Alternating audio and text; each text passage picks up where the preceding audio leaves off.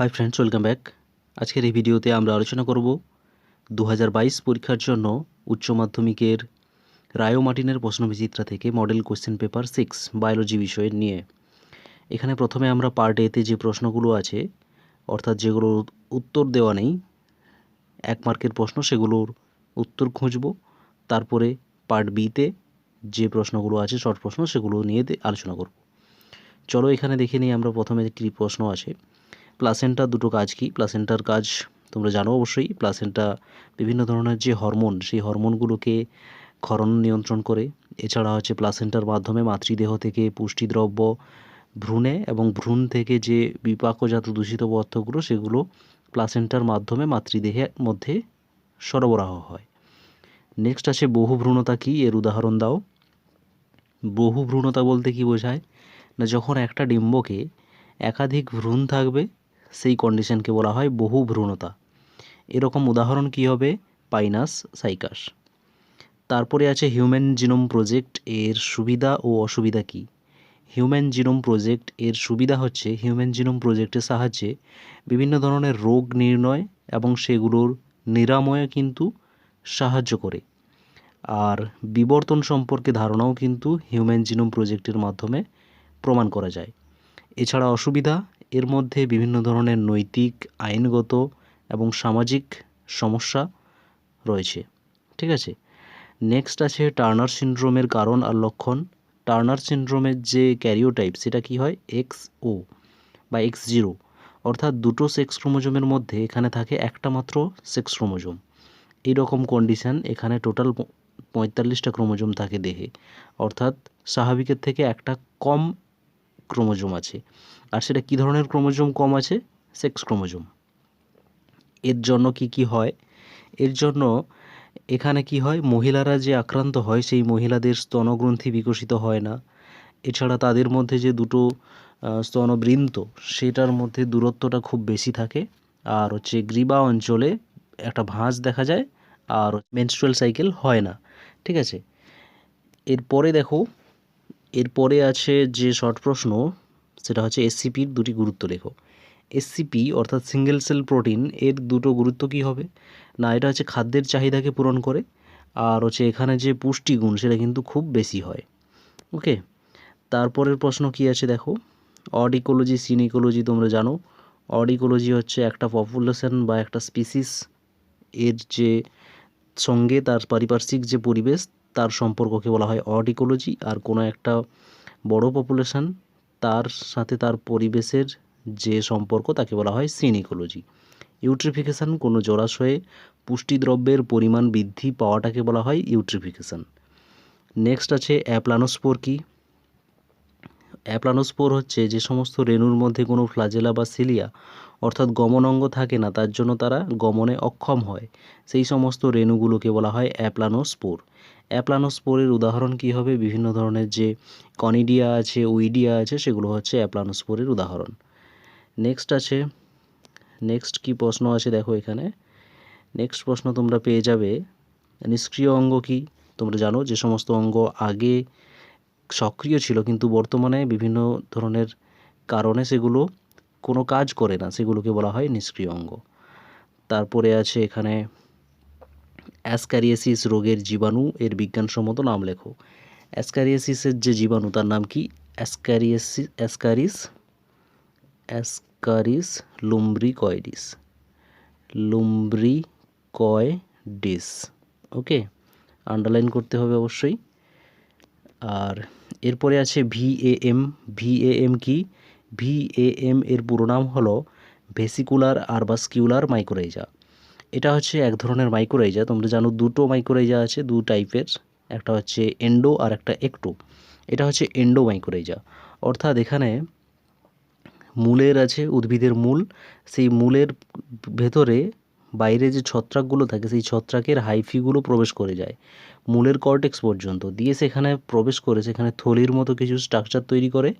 এছাড়া হচ্ছে আরবাস্কিউলার নামক শাখান্বিত কিছু গঠন তৈরি করে, এটাকে বলা হয় ভিএএম। ওকে।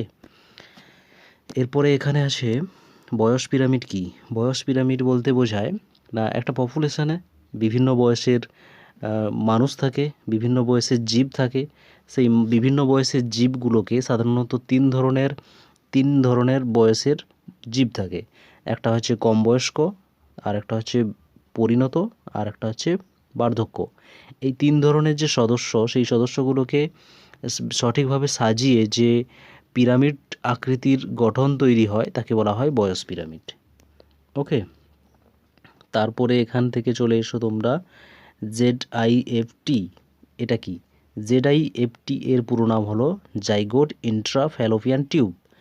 এটা হচ্ছে এক ধরনের গর্ভ যে বন্ধ্যাত্ব রয়েছে, বন্ধ্যাত্ব দূরীকরণের একটা পদ্ধতি।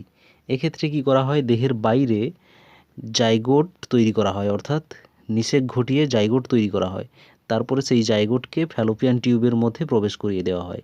এটাকে বলা হয় ZIFT পদ্ধতি। ঠিক আছে, এটা এক ধরনের বন্ধ্যাত্ব দূরীকরণ পদ্ধতি। নেক্সট এখানে কি আছে? নেক্সট এখানে আর সেরকম কিছু প্রশ্ন নেই 1 মার্কের। বাস্তুতান্ত্রিক বৈচিত্র্য কাকে বলা হয়? এটা 1 মার্কের আছে, তোমরা পারবে না? একটা বিশাল অঞ্চলে সেখানে যে বিভিন্ন ধরনের বাস্তুতন্ত্র আছে, সেই বাস্তুতন্ত্রে বিভিন্ন জীবের যে বৈচিত্র্য দেখা যায়, যে বিভিন্নতা দেখা যায়, তাকে বলা হয় বাস্তুতান্ত্রিক বৈচিত্র্য। এরপরে শর্ট কোশ্চেনে চলে এসো পার্ট বিতে। যাদের এই বইটা নেই তোমাদের জন্য এটা বিশেষভাবে আলোচনা করা হচ্ছে, যাদের বইটা আছে তো তোমরা পেয়ে যাবে অবশ্যই, এর উত্তর দেওয়া আছে। তো এখানে প্রথমে দেখো, মিওসিস ব্যতিরেকে রেণুধর উদ্ভিদ থেকে সরাসরি লিঙ্গধর উদ্ভিদ সৃষ্টিকে কি বলা হয়? এটাকে বলা হয় অ্যাপোস্পোরি। ওকে, অ্যাপোস্পোরি বলা হয়। মিওসিস ছাড়া রেণুধর থেকে লিঙ্গধর উদ্ভিদ সৃষ্টিকে বলা হয় অ্যাপোস্পোরি। সেকেন্ড প্রশ্ন, ইন্ট্রন ডিএনএর মধ্যে কি ধরনের অংশ? সক্রিয়, নিষ্ক্রিয় না উভয়ই? ইন্ট্রনগুলো হয় নিষ্ক্রিয়, আর অ্যাকশনগুলো অর্থাৎ এক্সনগুলো হয় সক্রিয়। ক্যাডমিয়ামের অভাবে কি রোগ হয়? তোমরা তো জানো সবাই, এটাই রোগ হয়। তারপর সিকেল সেল অ্যানিমিয়ার কারণ কি? সিকেল সেল অ্যানিমিয়া অর্থাৎ যে ক্ষেত্রে আরবিসিগুলো কাস্তে আকৃতির হয়ে যায় সেটাকে বলা হয় সিকেল সেল অ্যানিমিয়া। এটা হচ্ছে পয়েন্ট মিউটেশনের জন্য হয়। ওকে, অপশান বি রাইট আনসার। তারপরে আছে ওপেরনের যে রিপ্রেসর প্রোটিন যুক্ত হয় যার সাথে, ওপেরনের রিপ্রেসর প্রোটিন কার সাথে যুক্ত হয়? এটা তৈরি হয় ল্যাক আই থেকে তৈরি হয়, দিয়ে সেটা কোথায় চলে যায়? ল্যাক ও অর্থাৎ অপারেটরের সাথে যুক্ত হয়। ঠিক আছে, তারপর আছে পরাগথলির ভেতরের স্তর কি? পরাগথলির যে ভেতরের স্তর তাকে বলা হয় অপশান ডি ট্যাপেটাম স্তর। ভ্রূণের রোপণে সাহায্য করে কোন হরমোনগুলো? ভ্রূণের রোপণে দুটো হরমোনই সাহায্য করে, অর্থাৎ প্রোজেস্টেরন, ইস্ট্রোজেন দুটোই। আর আছে তারপর ডিভোনিয়ান যুগকে কার স্বর্ণযুগ বলা হয়? ডিভোনিয়ান যুগকে বলা হয় মৎস্য অর্থাৎ মাছের স্বর্ণযুগ। এই ডিভোনিয়ান যুগে মৎস্য শ্রেণীর প্রাচুর্যতা দেখা গিয়েছিল। মানুষের যে বৃদ্ধি সেটা কী রকমের লেখচিত্র তৈরি করে? সেটা হচ্ছে এস আকৃতির, একে বলা হয় সিগময়েড কার্ভ। ভারতের প্রথম বায়োস্ফিয়ার রিজার্ভ কি? সবাই জানো, এটা হবে অপশান এ নীলগিরি। আর সাইট্রিক অ্যাসিড উৎপাদনে ব্যবহৃত অণুজীবটির নাম কি? এটা হবে অপশান সি অ্যাসপারজিলাস থেকে সাইট্রিক অ্যাসিড তৈরি করা যায়। ডাউন সিনড্রোমের কারণ কি?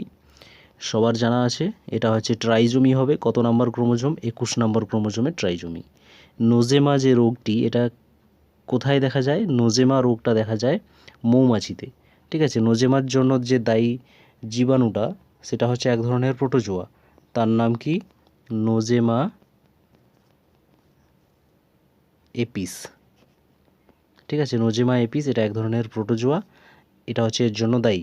আর এই রোগটাকে প্রতিরোধ করার জন্য কি করতে হয়? 40% ফরমালিনের ধোঁয়া যদি তৈরি করা হয় তাহলে কিন্তু এই রোগটা প্রতিকার সম্ভব হয়। তারপর আছে বার্থেলিয়ান গ্রন্থি কি? এটা হচ্ছে কোথায় দেখা যায়? বার্থেলিয়ান গ্রন্থি দেখা যায় স্ত্রী জননতন্ত্রের একটা অংশ।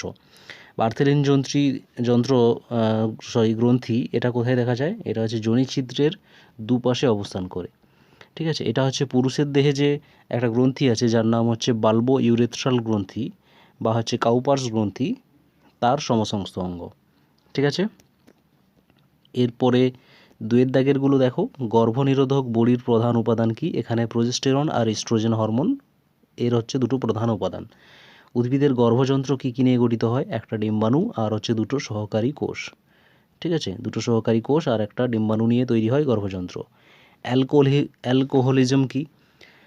অ্যালকোহলিজম হচ্ছে একটা পরিস্থিতি যদি কোনো ব্যক্তি নিয়মিত কম বা বেশি পরিমাণে যদি অ্যালকোহল গ্রহণ করে তাহলে কি হয়, সে অ্যালকোহলের প্রতি আসক্তি হয়ে পড়ে। এটাকে বলা হয় অ্যালকোহলিজম। PAN কি? PAN হচ্ছে একটা গৌণ বায়ু দূষক। এর পুরো নাম সবাই জানো, পারক্সি অ্যাসিটাইল নাইট্রেট। এটা হচ্ছে হাইড্রোকার্বন, তার সঙ্গে NO2 আর হচ্ছে O2, এদের বিক্রিয়ায় সূর্যালোকের উপস্থিতি লাগবে। সূর্যালোকের উপস্থিতিতে এদের সঙ্গে বিক্রিয়া হয়, PAN তৈরি হয়। ঠিক আছে, পারক্সি অ্যাসিটাইল নাইট্রেট। এর PAN এর যে রাসায়নিক স্ট্রাকচার সেটা কীরকম? CH3COO ওকে, এটা হচ্ছে তার রাসায়নিক সমীকরণ। তারপর হচ্ছে লিঙ্কেজ কাকে বলা হয়? লিঙ্কেজ তোমরা জানো, ক্রোমোজোমে অবস্থিত জিনগুলো জনিত্রীজনু থেকে অপত্যজনুতে সঞ্চারিত হওয়ার সময় একই জায়গায় থাকার প্রবণতা দেখায়, একে বলা হয় লিঙ্কেজ। আর রেপ্লিকেশন ফর্ক কাকে বলা হয়? ডিএনএ যে দ্বিতন্ত্রী, রেপ্লিকেশনের সময় দ্বিতন্ত্রী ডিএনএগুলো যখন খুলে যায় তখন সেখানে ওয়াই আকৃতির একটা গঠন তৈরি হয়। ঠিক আছে, এরকম ওয়াই আকৃতির একটা গঠন তৈরি হয়। এই ওয়াই আকৃতির গঠনটাকে বলা হয় রেপ্লিকেশন ফর্ক। ওকে, তো ফ্রেন্ডস, এই ছিল আজকের আলোচনা। নেক্সট ভিডিওতে আমরা আলোচনা করব মডেল কোশ্চেন পেপার 7 অথবা অধ্যায়ভিত্তিক যে প্রশ্নগুলো আছে সেগুলো নিয়ে। ঠিক আছে, পড়তে থাকো, ভালো থেকো, অল দ্য বেস্ট।